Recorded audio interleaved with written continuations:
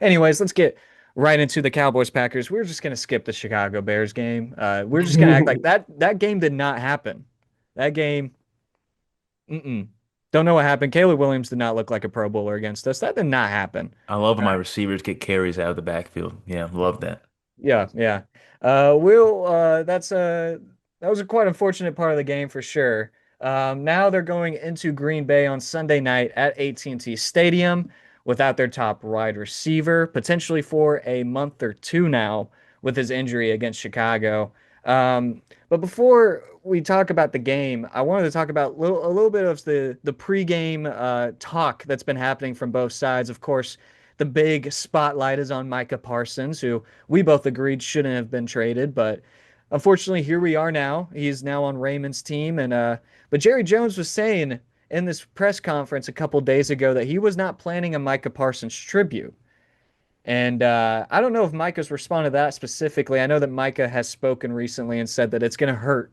It's going to hurt him so bad to sack Dak Prescott. It's but got the pain in the chest there when he said that. But yeah, I mean, I just want to hear y'all's thoughts on maybe Jerry Jones not planning a Micah tribute, maybe what Micah's gonna do this game, if you guys think it's gonna be a revenge game or if he's gonna, kind of simmer out like he usually does in the playoffs or something like that.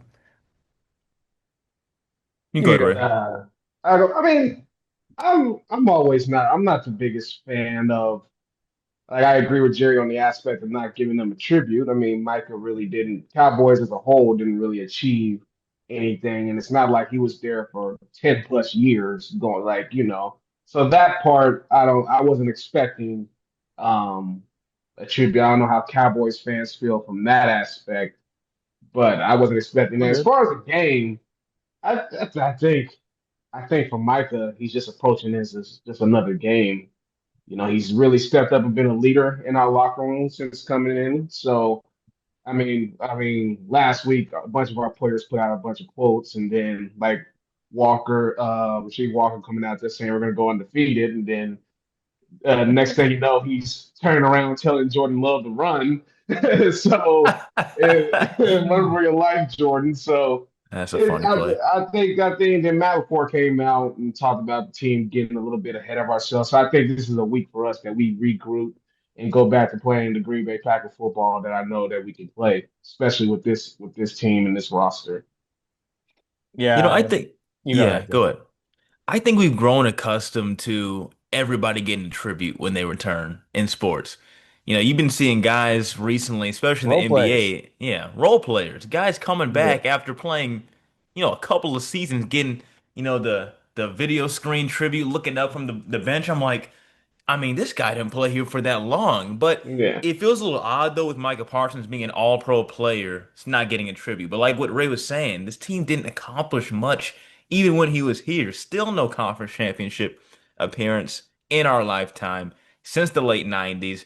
In the grand scheme of the thing, football is still a team sport, and at the end of the day, he had great individual success, but the team didn't go anywhere still. So I think that so far leading into this game, it seems like with all these quotes recently, he's been really downplaying it. I'm just sitting here wondering, where's the podcast? He was popping them out like Mhm. hotcakes when he was a Dallas Cowboy. I don't know if there's something in his contract since getting signed to Green Bay that he can't do like any more social media stuff. Because that was really what was bothering a lot of Cowboys fans, the fact he wasn't all in, it seemed like, and that he was just not worried about the game as much as he should. And he goes to Green Bay saying, I like how they're so focused on the game here. It's not all the extracurricular stuff. Well, I Ain't mean, nothing to there's do. some things you were doing, Micah, that you were kind of part of that extracurricular thing, and I haven't seen a podcast since. And nobody wants to hear that going towards Micah's way, but there's no podcast right now. I think he's just scaled it back and focused more on the game, which is good for him, and it's great for the Packers fan base because he is locked in.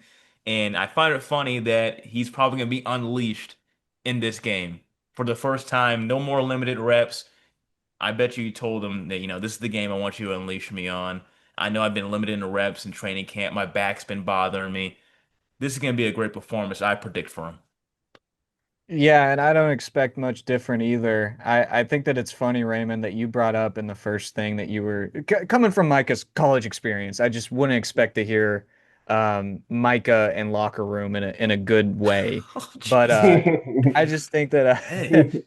I mean, it is, I think that this is going to be a bounce back game for Green Bay. They're going to be focused. And I like your point, Joe, about the extracurricular stuff that Micah would do and how it's all been kind of silent recently. But this is a get back game for Green Bay right now against Cleveland. They had that horrible loss to Cleveland. We're talking about this before we went on air that I was kind of grinning ear to ear because I thought I was going to watch back to back the Packers and the Eagles lose the walk-off field goals. And of course, that smile went away pretty quickly once the Eagles blocked that field goal punt. Investigate the long snapper on Los Angeles, by Investigate the him. way. Investigate him. Vegas. Come on. But yeah, I mean, this is, you know, the Browns obviously aren't known for having the one of the top defenses anymore. They used to about a season, 2 seasons ago. Not really anymore, but one thing that was a big difference is that they have a superstar on their defense that the Cowboys do not have anymore. And Myles Garrett, of course. And so, with this defense just looking like complete buns in the season so far, kind of playing a little bit better against the Eagles. Still really struggled against them in the first half before the rain delay. But you had a quarterback that already has been benched, dominate against us, throw 450 yards in week 2, and then Caleb Williams looking amazing. I think Caleb Williams is a good quarterback. He just has a couple bad decisions every now and then that the Cowboys weren't able to exploit. I think that their defense just has no chance in this game against Green Bay and Jordan Love. We've seen him dice him up, of course, back in 2022 with that playoff game, or I believe 2023 playoffs and the wild card round. So I don't know. I mean, Joe, I'll talk to you first. Do you think that there is any chance for the Cowboys against Green Bay with the Cowboys defense?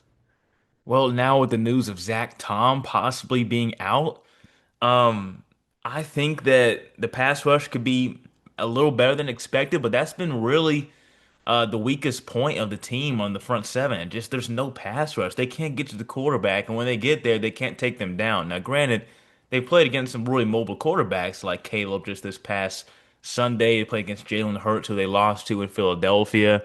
It's not always going to be easy. Russell Wilson is not exactly as mobile as he used to be, but he escaped a few pressures here and there in New York, not New York, in Dallas in that game against the Giants. Mhm. But when you can't finish plays off and allow the quarterbacks to extend plays, I mean, it's going to kill you every single time. You can't cover receivers that long uh, in a given play. And it's crazy to think that Jordan Love is coming back and sort of like a homecoming thing, even though it's not in Green Bay, because that playoff win that he had where he diced this defense up, that was like that statement saying, I'm here to stay here. I'm the next great Green Bay quarterback. And a lot of people weren't exactly sold, it seemed like, before that. It's me especially. I didn't think he was gonna be the guy after Aaron Rodgers finally left and went to the Jets, and he finally had the ball in his hands to be the quarterback of such a legendary franchise. But that game said to a lot of people, "I'm here to stay." So now that he is coming back, doesn't have his right tackle, I think they'll be just fine. I just think that the Cowboys pass rush has to be a little bit better because they've stopped the run much better than I expected this year. Kenny Clark got a little bit banged up this past game, but I think the run defense surprisingly has been one of the best parts of this defense. The pass rush, though, just hasn't been there. If you cannot get to Jordan Love, don't expect this defense to compete at all. Yeah, and I mean, I agree with that. I think that the run defense has been pretty decent. I just think that, at times, I think that letting DeAndre Swift have that good of a game against us was Yeah. not the best, not the best. But I mean, according to the rest of the standards on this defense, I would agree that the run defense has been better than the pass defense. Yeah. Trayvon Diggs, you're also under investigation. Raymond, I just want to know from your perspective, knowing that this is kind of the game that you guys look forward to because you guys always kick our ass. I just want to know, like, is there any doubt in your mind that this game is going to go to the Cowboys? Do you think that, do you have that thought looming in your head, or do you think that this is an automatic win for you guys? Oh man. I mean, it's easy to say when there's only three guarantees in life, death, taxes, and the Packers beating the Cowboys in Oh AT&T. man. Oh But man. Well, this season, my offensive line really, our offensive line has been the most disappointing group unit so far this season. We have not been able to run the football all year long, especially when we're paying Josh Jacobs the money that we are paying him. It's he's getting off to a tough start. He lost his touchdown streak last week, so that was a bit unfortunate. Still Packers record holder though, but that was a bit unfortunate. But it's getting to a point where if we can't run the football, one of these games, Jordan Love, he's been doing a good job protecting the football this year, but until up until the last 5 minutes where he threw that terrible interception that ended up costing us the game in the last 5 minutes there against the Browns. But just the offensive line as a whole has not been up to par. And then we really saw that last week when Miles Garrett completely wrecked our game plan and wrecked our entire offensive line. And then another thing that, even though I would say we are contenders, I'm kind of hesitant to say that because we're not disciplined as contenders right now because we're one of the most penalized teams in the NFL right now. Especially we had a league high in penalties last week that came up and ended up biting us in the butt towards the end of the game there. So it's not as I would be hesitant to say that it's an easy expected win, but well, I'll be disappointed if we don't win that game extremely because we have a top five defensive unit. We should be able to go into anywhere and say, hey, we're going to win this game. But from an offensive standpoint, especially our second half offense this season, which has not been really talked about enough, but we've been winning, which now is getting talked about now that we only put up 10 points in last week's game. That our second half offense has been terrible these first 3 games of the season. We have they really struggled to move the ball once the defense comes out at halftime and make adjustments to our offense. Play calling, Matt LaFleur's inconsistency in the second half, especially with third down play calling, has been a question. Has always been a question with him since going back to the Aaron Rodgers days. So little things like that hasn't been able to that hasn't really bitten us in the butt so far this year. I'm afraid that it's going to show up during prime time on Sunday night, especially in a Rockets play, knowing that Micah Parsons is coming back and the crowd's going to be really into it.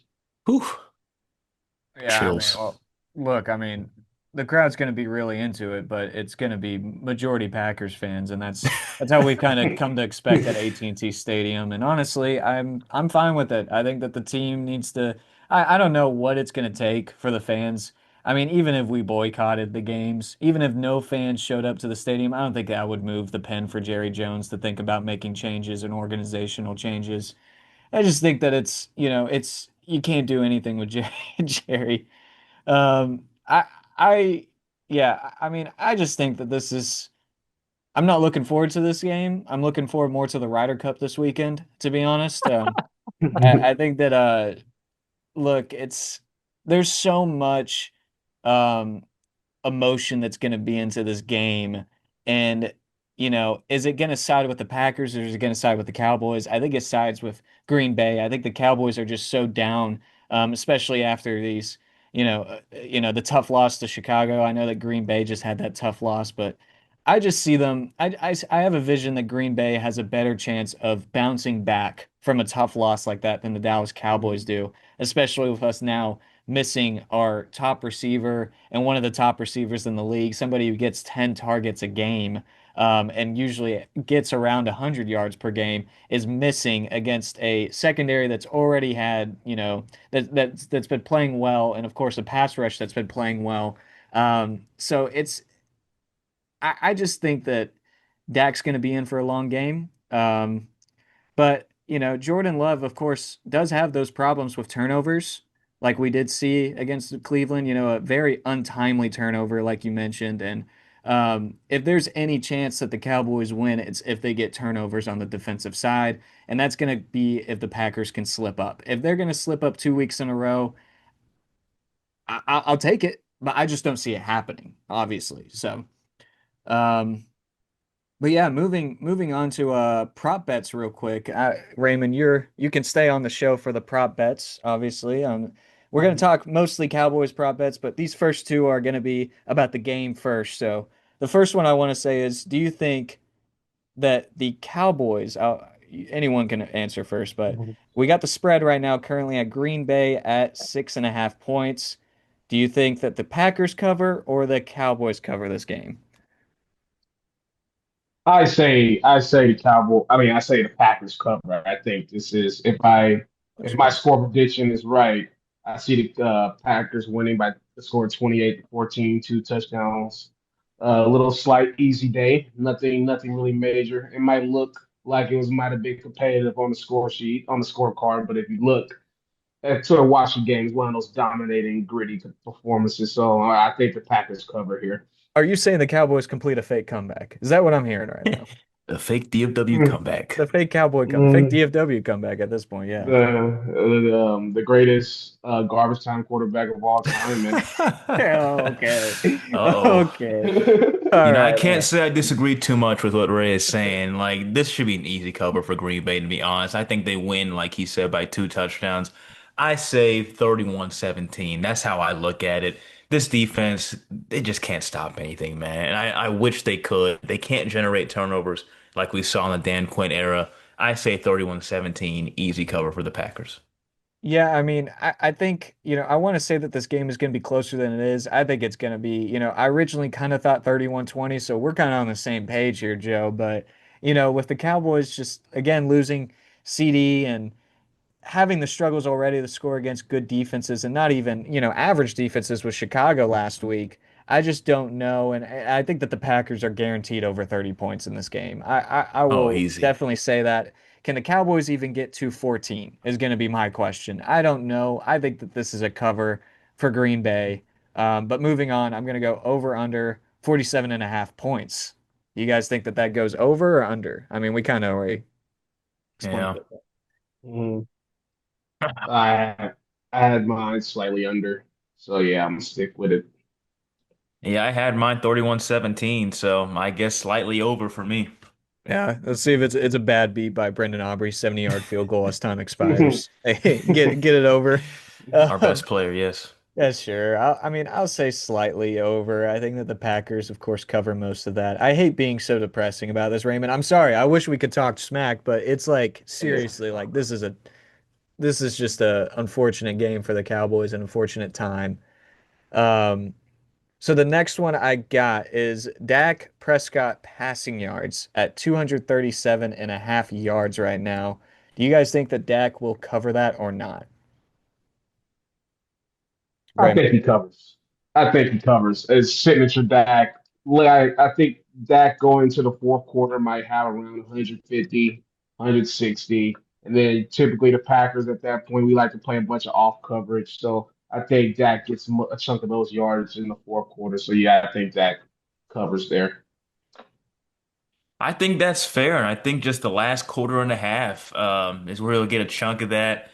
That pressure is going to be dangerous for him in those first few stages of the game. And to get off some clean throws as he might see against the Giants. I think that he can get most of that, and I think he'll cover it fairly easy. I think 250 yards passing is very fair. Yeah, I mean, I'm 50-50 on this. I'm gonna lean slightly under here, and that's because I do think you brought a good point, Raymond. It kind of makes me want to change my answer, but look, Dak's at 40. I expect them to get like probably 40-ish attempts here, maybe even go to 50, because I think they will be playing down. Depends if they get down too much and he gets benched again. But in that first half, I think with the game still being within reach. I think it's just going to be too tough to get any long plays. Because I think that it's going to be I think that with the pressure, it's going to be he's going to have to do a lot of quick throws, a lot of quick action. CD obviously is his main deep threat. Maybe Turpin, Tolbert, or Pickens gets a play that goes for 30, 40 yards, and that helps it. But I'm going to lean under. But anyways, we have a few more, but I do know that Raymond has to get out of here soon. He's got class. We're all busy college students, so I really appreciate your time, Raymond, coming in and talking some Cowboys Packers. Meant a lot, and appreciate your analysis. Yeah, thanks for having me, man. Anytime, anytime. I would love to come on here again. Hopefully, if you guys can maybe pick it up and we meet, and especially if the Packers meet expectations, we can meet in the playoffs again and we already know how that result's going to happen. I But don't know if I want a playoff match against the Green Oh Bay yeah, Packers. I don't think I don't yeah, think I want that, Ray. maybe we get a Spurs Mavs play-in matchup later in Yeah, this we need NBA that. season. Spurs You know. Mavs. All right, well, you always have a good one. Yeah, you too. You Thank too. you, Raymond. But we're going to move on to the next two ones that we have. Brendan Aubrey. This one's an interesting one, okay? Brendan Aubrey, PATs made. All right. 1.5. Basically saying, do you think This is we're scoring 2 touchdowns or not? this is a tricky one. Because I didn't even factor you said PAT right there. I thought you said Oh, I just, said PAT. oh man. I mean, surely they can get 2 touchdowns against the Packers, right? Two? That's You not think so? crazy to ask for. I think so too. I think so too. I think they can I get think they go that. over. I think That's they go over. over, but man, if they don't get those 2 touchdowns, I wouldn't be surprised at all. But I think that makes it. I think he does. Last one I have, wide receiver number one now, George Pickens. Only at 57.5 receiving yards on the game. Do you think this is over or under? I don't think he's getting locked down like that. I mean, he's clearly going to be the number one. I think he can get over easily. He's going to get fed this game. He and Jake Ferguson are getting fed. Yeah, yeah. I mean, I just don't see how. I mean, I'm gonna be pretty confident, no doubt, that he gets over 57.5 yards. I think he gets at least five or so catches in this game, especially again. I think we're gonna be trailing late, gonna be using the pass game a lot more often. I think Pickens goes over 57.5, despite me saying Dak's going under on his passing yards. But that's going to be it for the Cowboys talk. That game's going to be on Sunday Night Football on NBC at 7:20 if you dare to tune in.